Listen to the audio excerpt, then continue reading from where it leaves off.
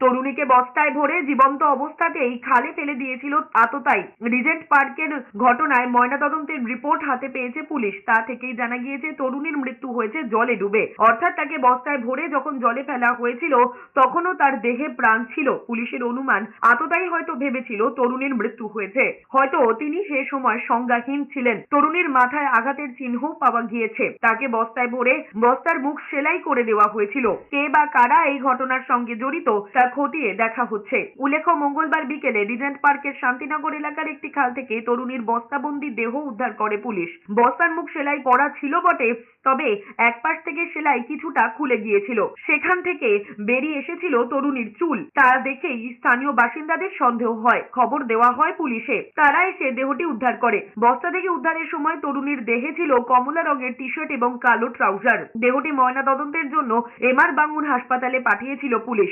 ময়নাতদন্তের রিপোর্ট অনুযায়ী 3 থেকে 4 দিন আগে তরুণীর মৃত্যু হয়েছিল। তার বয়স 25 থেকে 30-এর মধ্যে। তার শরীরে মাদক নেওয়ার কিছু প্রমাণ মিলেছে, তবে জলে ডুবে যাওয়ার কারণে মৃত্যু হয়েছে বলে জানা গিয়েছে ময়নাতদন্তে। পুলিশের অনুমান, তরুণীকে সংজ্ঞাহীন অবস্থায় বস্তায় ভরে বস্তার মুখ সেলাই করে জলে ফেলে দেওয়া হয়েছিল।